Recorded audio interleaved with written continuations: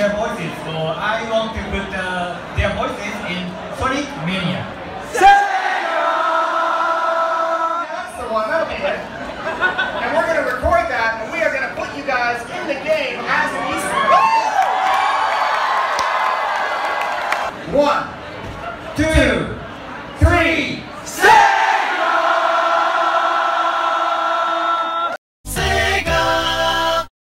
My life is a lie. Sonic the Hedgehog Mania, the first good Sonic game ever since Sonic Boom Fire and Ice. Those are pretty decent reviews, it's not bad, I enjoyed the game. But back to Mania. Because Sonic Mania Plus comes out today, I wanted to create a review on the original version of Mania. What do I think about it? Does it hold up to the classic games? Some of you may have seen my top 10 Sonic games list, which placed Mania as my favorite Sonic game, but that was heavily influenced by my biased views on the Sonic series. And in this video, I'll try to look at Sonic Mania in a more objective light. In this review, I'll be going over the story, presentation, controls, stages, and extras of Sonic Mania. If you want to skip to any parts of the review, there will be timestamps for your convenience in the description. But without further delay, let's get into the review.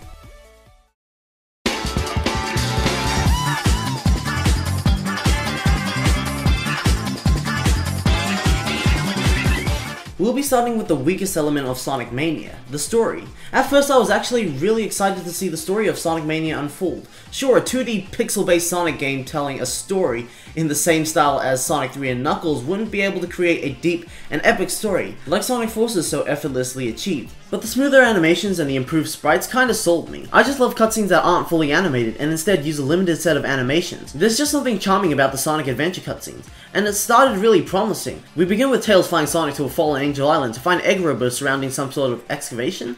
I don't know, they just use a giant claw to pull a Minecraft block out of the ground. Inside the rock is the Phantom Ruby. The mysterious stone teleports everyone to Green Hill while also transforming the egg robots into hard-boiled heavies. So, great start, it's a simple but intriguing premise. We'll get into the hard-boiled heavies as Sonic encounters them. After a while of running through Green Hill, Eggman chases Sonic with the Death Egg robot, but Sonic quickly makes short work of him. So Eggman tells the hard-boiled heavies to attack Sonic, but they ignore him, so Eggman grabs the Phantom Ruby and teleports everyone into different locations. Sonic and Tails are teleported to Chemical Plant, find some sort of pipe, and use it to escape to the city of Studiopolis. This is where Sonic and Tails meet the first hard-boiled heavy, the Heavy Gunner. He has a big gun. After scaring the Heavy Gunner away, Sonic and Tails find out that Flying Battery is flying through Studiopolis from a news report, so they quickly make their way towards it and jump on. Still, the story is pretty good. We haven't really learned anything about the Phantom Ruby or Eggman's master plan, but it's been a fun ride. I was genuinely excited to see where Sonic and Tails would end up next and how they'd get there, but it seems like all good things must come to an end. Just look at this.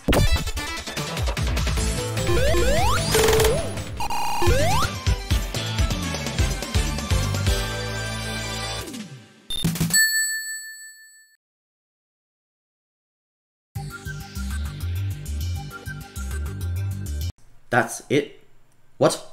So the story just decides to not exist. Sonic and Tails just appear in the next zone. Okay. So Sonic and Tails defeats this one robot in the next zone, Press Garden, a newspaper printing factory set in a wintry Japanese garden, which ends up destroying all the boxes around them. Apparently Press Garden was printing out propaganda papers that made Sonic look bad, so maybe those boxes were full of those papers. It's communicated poorly, and the only reason I know this is because I read the description of the Press Garden track that's posted on the official Sonic YouTube channel. This part of the plot is irrelevant anyways. Sonic and Tails continue through the outside of Press Garden, fight and scare off the Heavy Shinobi, the hard-boiled Heavy Ninja, and confront Eggman. Eggman pulls out the Phantom Ruby and teleports Sonic and Tails to Stardust Speedway, which, if you somehow didn't know, is on Little Planet. Sonic and Tails happen to be in Little Planet's past though, so they find a time warp plate and run into the future where Metal Sonic appears and is quickly defeated. Then Sonic and Tails somehow get to Hydro City. Again, there's no zone transition, and the story just decides not to exist. We have no idea how Sonic and Tails went from Little Planet back to Earth and onto Angel Island. And again, suddenly Sonic, Tails, and Knuckles, who has been absent from the game until now, just happen to be flying the tornado above Mirage Saloon with no explanation. Knuckles' side of the story is really confusing to me. I have no idea where Knuckles is during the story. At the beginning of Knuckles' story, the egg robots hit Knuckle with the block, with the Phantom Ruby in it, and that activates the Ruby and causes them to teleport to Green Hill. You could say that this happens after they do it to Sonic, but the noises and the fact that the egg robots are not hard-boiled heavies implies that Knuckles was teleported at the same moment Sonic and Tails were. But even then, both stories start at different parts of Green Hill. So were the hard-boiled heavies here, Or there. When does Sonic meet up with Knuckles? Did they meet up in Green Hill, considering they fight the same bosses? So, continuing, the Heavy Magician knocks Knuckles off the tornado while Sonic and Tails ignore Knuckles and give chase. Then out of nowhere, either Fang, Bark, or Bean will show up and destroy the tornado, forcing Sonic and Tails to continue the pursuit on foot. Since Sonic and Knuckles both fight the Heavy Magician, I'm gonna assume that they meet back sometime after the crash, but before the fight. The game find out that it wasn't the real Fang, Bark, or Bean that shot down the tornado, but it was actually the Heavy Magician who made herself look like them. It was all an illusion, because that's what the Phantom Ruby does, like Sonic Forces said. The trio are then literally shot into Oil Ocean, fight their way through, and suddenly they're in Lava Reef with no explanation again. Sonic and Knuckles split up. Sonic with Tails encounters the Heavy Rider. Her quirk is that she can ride an advanced form of Motorbug. While those three are engaged in battle, Knuckles enters Hidden Palace and checks on the Master Emerald. And as he enters, he finds the Heavy King trying to steal the Emerald. Both Sonic and Knuckles defeat their respective foe and head to Metallic Madness. So here's the thing, in Sonic's campaign the story just decides to stop existing again, and Sonic just appears in Metallic Madness. While in Knuckles' campaign, he jumps into one of those beams that beam me up to Sky Sanctuary, which is pretty cool, since you see that Little Planet is above Lava Reef prior, which means he'll be beamed up to Little Planet. Metallic Madness is on Little Planet, by the way, if you didn't know. A transition between Metallic Madness and the new zone, Titanic Monarch, is also non-existent, so we have no idea how Sonic and Tails got there, although it's not a big problem because Titanic Monarch is on Little Planet like Metallic Madness is, so if they'd simply just walk there, it's not a big surprise. Titanic Monarch is a Heavy King-shaped mech that Sonic, Tails, and Knuckles have to make their way into from the head of the thing, so they start climbing a neighboring tower that's in front of it, and find an entrance. Once inside, I have no idea what's happening. Sonic appears in this room with stained glass windows of the hard-boiled heavies. There are 4 paths to explore. Every path Sonic takes brings him back into the room, and the path he just took closes. Once he goes through all of the 4 paths, a portal is opened up by the Phantom Ruby. Sonic doesn't press any buttons or anything, he just runs through the paths. I know there has to be some significance to this, otherwise it would have just been a regular stage where Sonic has to move from point A to B. Whatever. Sonic and Tails fight Eggman, who has a battle suit powered by the Phantom Ruby, and occasionally teleports Sonic into rooms with a hard-boiled Heavy. The Heavy King is absent from this though. Once Eggman is defeated, the whole place blows up. Sonic and Tails hop onto a rocket that Knuckles found during the battle and fly off Little Planet. Then they land back on Earth and the camera faces away from Little Planet, there are lights, and the end. I have no idea what happened there, but that was the bad ending, so let's look at the good ending. Instead of escaping the Titanic Monarch, Eggman uses the Phantom Ruby to trap Sonic in another dimension, where the Heavy King tries to take the Phantom Ruby for himself, but Eggman soon flies in and tries to take it back. While Eggman and a now upgraded Heavy King battle for the Phantom Ruby, Sonic takes them out and tries to grab the Phantom Ruby as Super Sonic, but the Chaos Emeralds are separated from him, and the Phantom Ruby creates a portal that sucks Sonic, the Ruby, and the Emeralds in. Meanwhile, Tails and Knuckles escape the exploding Titanic Monarch and land on Earth. The chains connecting Little Planet to Earth break, and Little Planet returns to wherever it disappears off to, leaving Tails and Knuckles alone, while Sonic is shown traveling through the Phantom Ruby portal into the modern Sonic's dimension. Okay, so the first problem I have with the story is that I never felt there was really a climax to it. Sonic 3 and Knuckles had the moment where Eggman stole the Master Emerald and launched the Death Egg, but there wasn't one in Sonic Mania. The stakes don't really build up. Titanic Monarch isn't even launched or used, you just run into it and it just basically just acts as a location. Secondly, parts of the story are missing. I heard that the update that comes out alongside Sonic Mania Plus will fix that by adding in new zone transitions, but updates are for bug fixes, not finishing the game 11 months after it's already released. Thirdly, we learn absolutely nothing about the Phantom Ruby except for the fact that it can teleport, manipulate, and corrupt things. And sure, that's a pretty decent amount of things to learn if Sonic Forces didn't just stroll in and say that the Phantom Ruby actually makes people's brains see illusions. That just raises questions. Was all of Sonic Mania an illusion? Or does it actually teleport you to other locations? Why does destroying the Phantom Ruby send Classic Sonic to his world? Wouldn't that mean he's trapped in Modern Sonic's world? Does that mean Classic Sonic is still in the Mania universe, but the Phantom Ruby is creating an illusion, which makes Mania Sonic think he's in Modern Sonic's dimension, while the people in Modern Sonic's dimension see an illusion of Classic Sonic? In Sonic Mania Adventures, why does Classic Sonic have a green Chaos Emerald with him, but never thought to collect the rest of the emeralds in Sonic Forces, to fight off Infinite? Same goes with Shadow. Okay, this is just turning into a Sonic Forces rant. And the final issue I have with the story is that the ending is extremely unsatisfying. There is absolutely no emotion to the characters at all. When Little Planet is freed, Knuckles and Tails don't do anything except look at it. Come on, why isn't there at least some emotion from Tails since Sonic is kinda gone? He has no idea if Sonic escaped the destruction of Titanic Monarch or where Eggman brought him to. Actually, Tails looks happy. The ending in general just seems rushed and goes by in the blink of an eye. Sure, Sonic 3 and Knuckles' ending wasn't amazing either, but it concluded things pretty soundly. And the ending actually took its time rather than just rush through it, so it felt more rewarding. On top of that, Sonic 3 and Knuckles actually had character development. Knuckles started as an enemy and became an ally. and at the end you see that Sonic and Knuckles have no beef with each other anymore. On top of that, the fact that Mania decided to end by using actual HD art in the cutscenes rather than sprites means that they could have used extra details to communicate a more complex ending. Like, I'm not asking for an amazing finale, but what Mania presented to us is extremely underwhelming and not rewarding at all. If I were to score the story, I'd give it a 40%. Okay, where are we up to now? Presentation? Cool.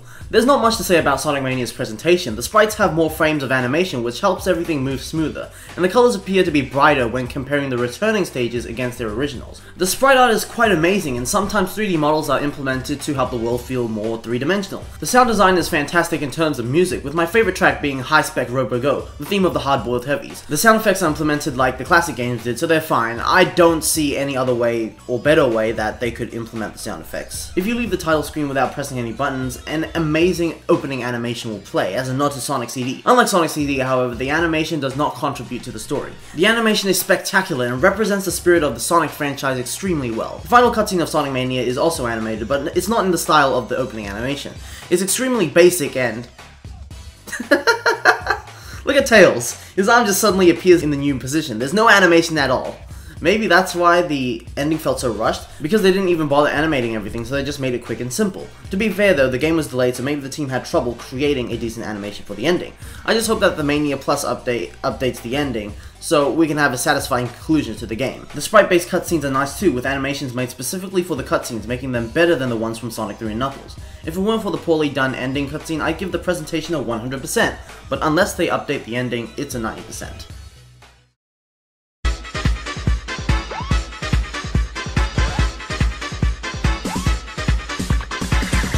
Next up we have the controls. These are pretty good. All the characters have the same base controls. I don't think their speeds are any different, but just like the classic games, you can gain speed by increasing your momentum. So unlike the boost games, you earn speed through skill and not filling up a meter that can be easily filled up. Other than that, all the characters can do a spin jump, taking out any vulnerable enemies, and a spin dash that shoots the character forwards while rolling to take out any other vulnerable enemies.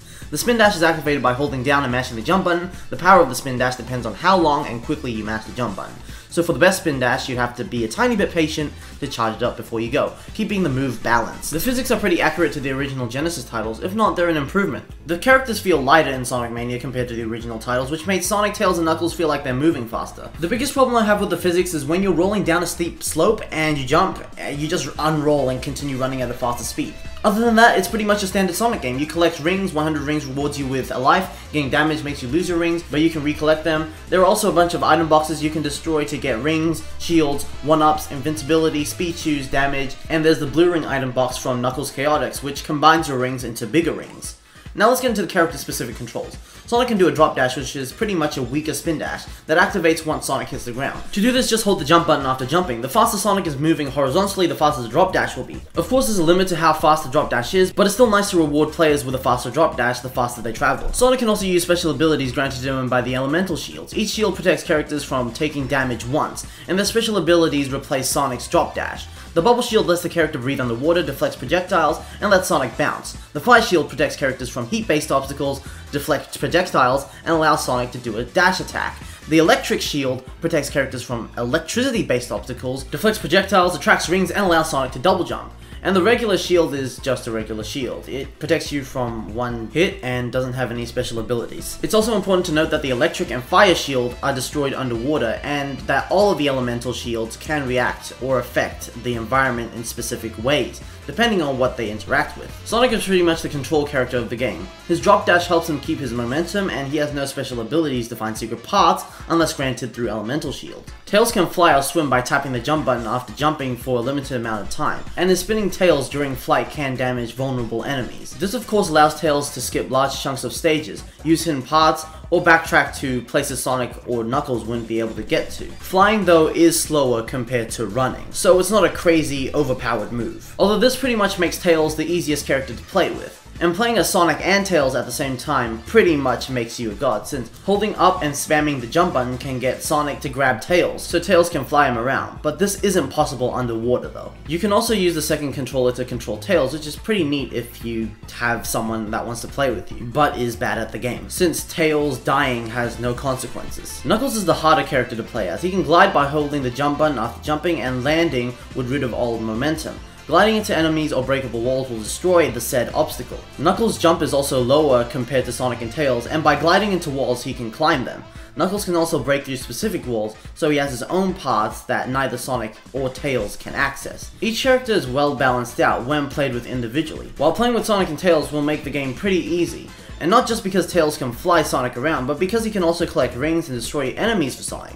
He can even damage bosses, and there are no consequences for Tails dying, so taking risks by using Tails can give the player an advantage. All you need is a second controller or a keyboard, or the player 2 controls mapped on your keyboard, and then you can exploit the 8-year-old fox to your heart's content. Hey, did anyone else have an 8-year-old best friend when they were 15? Anyways, the controls, 80%.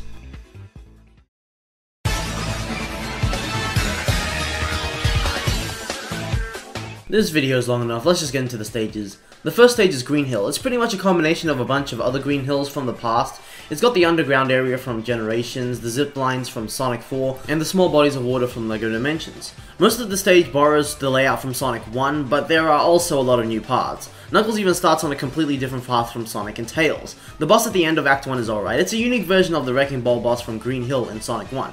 But the invincibility frames you gain from getting damaged can be exploited to defeat the boss quicker. The Act 2 boss is pretty good. It's the Death Egg robot from Sonic 2 chasing you, but there's one thing that makes it completely fall apart. The legs don't hurt you, so you can just repeatedly hit him from under. That one flaw completely ruins the boss. The second stage is Chemical Plant. It's pretty neat. It's got more original level design than Green Hill, and Act 2 adds a pretty neat bouncy gel gimmick. You can abuse the invincibility frames in the Act 1 boss, and it's pretty boring and generic in general. The Act 2 boss is a game of Puyo Puyo against Eggman. He's pretty easy to defeat though, since it is a Sonic game, so if you're not familiar with Puyo Puyo, it's gonna be extremely hard for you because they don't tell you the rules or anything, you just get thrown in there. So although the easiness is good for new players, for people who played Puyo Puyo like me, it is an underwhelming boss, but it was a nice surprise. The third stage is Studiopolis. It's pretty much the game's casino stage in Act 2, but its overall focus is on film and TV. It's a fast and fun stage, and the Act 1 boss, while a little on the generic side, is fun since it's a running boss and uses the Hardboiled Heavy's theme, which, as I already said, I love. The Act 2 boss is alright and uses a neat weather gimmick, but Tails can easily destroy the boss by flying. Or Sonic can use an elemental shield to get himself higher and hit the boss. The fourth stage is Flying Battery. Act 1 is pretty similar to Flying Battery from Sonic 3, but in Act 2 there are areas where garbage is dropped, electric thingos from Wacky Workbench are there, and a storm outside where the wind affects Sonic's speed. The first boss is kind of bland, and you just have to fight off some badniks until you get close enough to the boss's weak spot, where you can hit it repeatedly, or use Tails or an electric shield to get higher and hit the boss. The Act 2 boss though is pretty good since it requires you to be quick and skillful. The boss also has no way to be exploited. The fifth stage is Press Garden. Act 1 is inside a printing press building and has a pretty cool design and level layout. For some reason these blades only hurt when they're thrown though. When the crabs are holding them you can touch them and not get damaged, which is really weird. Act 2 takes place outside the building and focuses on ice-based gimmicks. The Act 1 boss is bland and I always use Super Sonic to get it over and done with, but the Act 2 boss is challenging. You basically have to have a duel with the heavy shinobi, and he throws those exploding star badniks from Metropolis Zone around like shurikens, so you have to avoid being hit by those while trying to hit the heavy shinobi while he's in the air jumping around, because if you hit him while he's on the ground he'll just freeze you. The sixth stage is Stardust Speedway. It's actually playable compared to the CD version. In Sonic CD I kept falling through the floors because the layering was so confusing, but now the stage actually makes sense. Act 1 takes place in the past, so it has this plant-based gimmick to it, while Act 2 is more like Stardust Speedway from Sonic CD. The Act 1 boss is alright, and the Act 2 boss is Metal Sonic. It's pretty cool. You start by just trying to survive his attacks while running. Then you make it to a room where he deploys a bunch of mini Silver Sonics from Sonic 2 on Game Gear. I actually had trouble with this boss at first because you have to hit the Silver Sonics into Metal Sonic while they're spinning. So I tried jumping up to push them upwards, which made things clunky. But apparently spin dashing into them normally makes them fly up anyways? Thanks, physics. After another running section, a spike wall starts to chase you, while you have to hit Metal Sonic and dodge his attacks. This would be a pretty good part of the boss battle if the rings fell through the spikes. When you get hit, the rings just collect on the spike wall, so you can just spam Metal Sonic, get hit, and recollect the rings back easy. So there's very little challenge. The 7th stage is Hydro City. Act 1 is pretty fun, although the hitbox for these spikes are kinda big. Act 2 is similar to the original Hydro City, and it was pretty fun to play through as well. During the Act 1 boss, you had to pilot the Eggmobile, and try to destroy Eggman's swimsuit and drown him? It was pretty fun to watch and play, but wasn't very challenging. The Act 2 boss was also pretty fun, as it took place in an underwater tunnel where Sonic was constantly being blown away. The boss also has a second phase, and it's literally just the Act 1 boss of Hydro City from Sonic 3. Nothing wrong with the boss, but it's exactly the same as the one from Sonic 3, so it got boring for me the moment it started, but to someone who hasn't played Sonic 3, it might be fine. The 8th stage is Mirage Saloon. Act 1 for Sonic and Tails is a sky chase level, which was a pretty nice callback to Sonic 2. The fact that it was close to the ground also lets the backgrounds and foregrounds make the stage look more beautiful and dynamic. Knuckles instead has his own stage that's designed around his glide ability, which is nice. Act 2 was also a joy to play, as you ran through saloons and bounced off pianos. The Act 1 boss for Sonic and Tails is a giant caterpillar, and they try this 3D effect where the boss comes out from the background into the gameplay area and falls into the foreground. Knuckles' Act 1 boss is more generic. I think it was taken from Sonic Chaos, which I haven't played, so the boss didn't really bother me. The Act 2 boss is a fight with the Heavy Magician, and it's also another generic boss, but fans of Bean, Bark, and Fang will get a kick out of this. The 9th stage is Oil Ocean. I never liked Oil Ocean, and it's also the stage that's most closest to the original. All they did was add some ring draining gases to the air and some submarines, which are really there for presentation purposes rather than gameplay. The Act 1 boss is fine, it can be defeated quite easily, and the Act 2 boss is a harder version of Oil Ocean's boss from Sonic 2. It's so hard I got a game over on my first playthrough of the game. Or maybe that was because I was playing the game since midnight. The 10th stage is Lava Reef. Like Oil Ocean, this stage is pretty similar to its original, but still has a few new additions. Act 1 is pretty samey, but Act 2 has conveyor belts from Quartz Quadrants, the long-necked dinosaur badnik things that lie in lava from Hilltop, and these things from Metallic Madness, just to name a few. The Act 1 boss is one of those bosses where you have to wait a certain amount of time until you can start bashing them to death, but where Sonic is standing determines how long that will take and could destroy the floor. The Act 2 boss is a battle with the Heavy Rider. I found it pretty challenging because you had to jump at a precise moment to hit her, or else you'd be hit by her spiky ball and chain she swings around. Knuckles' Act 2 boss is the Heavy King. It's not very hard, but it's pretty quick and satisfying. The 11th stage is Metallic Madness. It actually has less gimmicks than the original, but I find it more enjoyable than the original. Probably because I didn't like Sonic CD's level design that much. Act 1 and 2 are well designed and still fun. The number of gimmicks will just disappoint you if you've played Sonic CD. I don't like Sonic CD that much, so I didn't really have a good idea of what Metallic Madness had to offer, so it didn't really bother me when I first played it. Act 1's boss is a harder version of the final boss in Sonic 1, while Act 2's boss is a fight against a flying toy dispenser as a shrunken Sonic. The difficulty of the boss is varied since you decide how many toys are dispensed at once, so it can be easy and boring, or it can be fun with lots going on. The 12th and final stage is Titanic Monarch. Both its acts are pretty long on the first try, but it becomes a pretty decently length stage the more you know it. It's actually a really automated stage, but not automated on the levels of Sonic Forces, just surprisingly automated for the classic formula. It's still a fun stage though with challenge. The Act 1 boss is an altered red eye from Sonic and Knuckles, while the Act 2 boss is a showdown with Eggman and his Phantom Egg. It's a pretty fun and challenging boss, and all the hardboiled heavies, excluding the Heavy King, are involved. The final stage, which is a bonus if you get all the Chaos Emeralds, is the Egg Reverie. This stage can only be played in Sonic's campaign though. It's a boss battle between Super Sonic, Eggman, and the Heavy King. Eggman is really easy to take out, it's the Heavy King that makes the boss challenging. He has orbs protecting him, and at first it seems easy, but then suddenly he has more orbs around him, so it'll take more time to break through them. And on top of that, you have to worry about your rings depleting, and if you take too long, he can revive his orbs, and he can have like a full shield of orbs again. And on top of that, you have him shooting at you, so you'll drop rings. Rings randomly fly around the stage for you to collect, but there are not many of them, so it's important to not get damaged.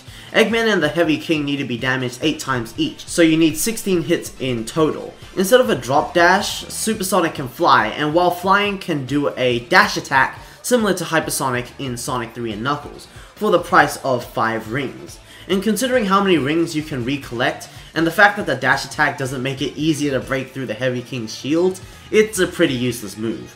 Overall though, great boss. So in general, the stages are mostly great. Some level layouts are borrowed, but is it really fair to say a stage is bad because it was copied? If it works, then it works. Some bosses can be generic, boring, and easy, and when a boss is completely ruined, it's mainly because of a single flaw rather than the whole boss being bad. One thing that really disappointed me was the lack of unique paths for Knuckles and Tails.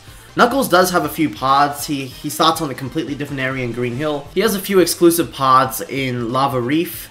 He has this one exclusive path in Chemical Plant, and he has a completely different stage in Mirage Saloon Act 1.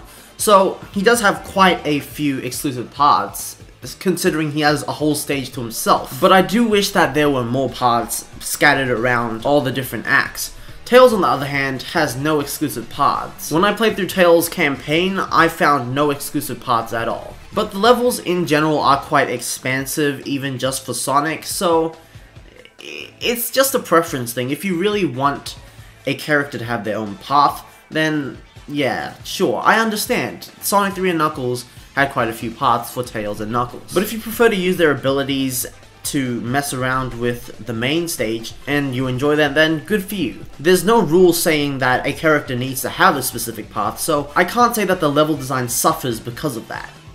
I'm giving the stages an 80%.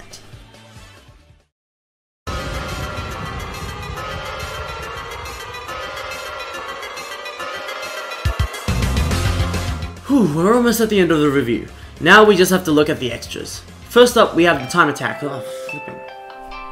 We're almost at the end of the review. Now we just have to look at the extras.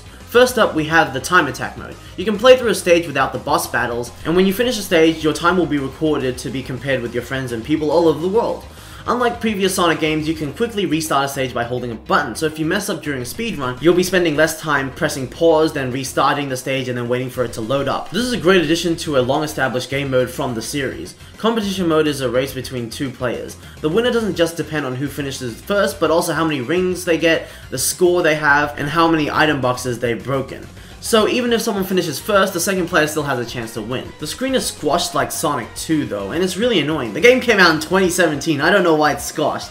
Maybe as a reference? It's still a bad design choice, but doesn't make the game unplayable. When you collect all the Chaos Emeralds, you can also play as Super Sonic in regular stages. To do this, you must find hidden special stage rings around stages to access special stages. The special stages require you to catch a UFO holding a Chaos Emerald.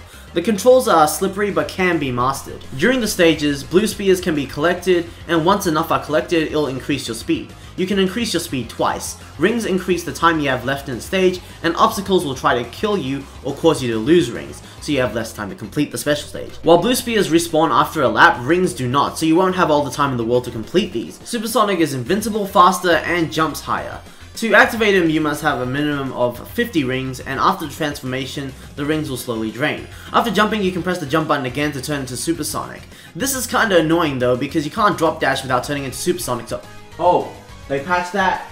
Okay, cool. So you jump and you can still drop dash. The Super Sonic button is mapped to another button. So instead of jumping and pressing jump again, you jump and then press the Super Sonic button to turn to Super Sonic, so you have the jump button free to let you drop dash, or fly, or glide for Tails and Knuckles. But yeah, now Tails has a new super form and Knuckles' super form has returned. Super Tails is invincible, jumps higher, and moves faster, while Knuckles is invincible and is faster. Now moving on to other extras, let's look at the bonus stages. To access these, you have to have at least 25 rings and reach a checkpoint. A portal will open above the checkpoint to let you in. The bonus stages are blue sphere stages from Sonic 3 and Knuckles. All you have to do is get rid of all the blue spheres by touching them. When you touch them, they turn red. But if you touch a red sphere, that ends the stage. If you have a bunch of blue spheres and you go around them and turn all the blue spheres on the outside red, that will turn all the blue spheres inside the perimeter of the red spheres and the red spheres itself into rings. Once you clear all the blue spheres, you get a silver medallion.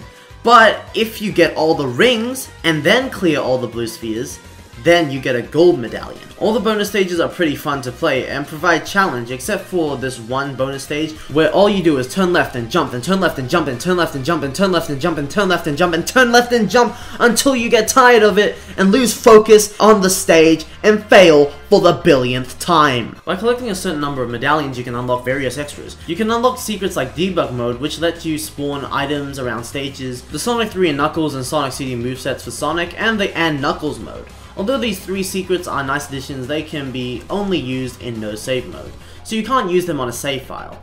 It would have also been nice to use the Mania, Sonic 3 and Knuckles, and CD movesets at the same time, but you can only select them separately.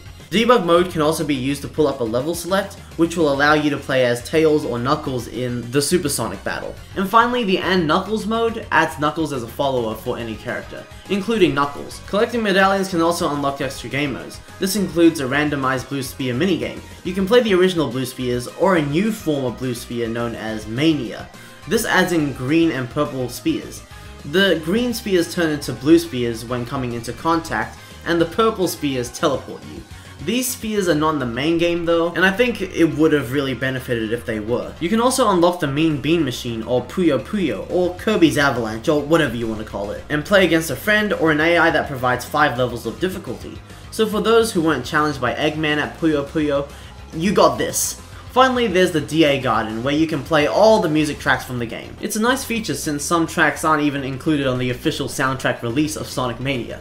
It's important to note that getting all the gold medallions does nothing. You can unlock everything with just the silver medallions. All the gold medallions do is give you a trophy, or achievement. So if you're playing on Switch, you basically get nothing. Overall, the extras are pretty neat, but they're either something the game should have, such as the Mean Bean Machine and Blue Spheres, or have a little flaw in how they can be used. Like how the other movesets for Sonic can't be used all at the same time. There isn't anything that blew me out of the park. I'd give the extras a 75%.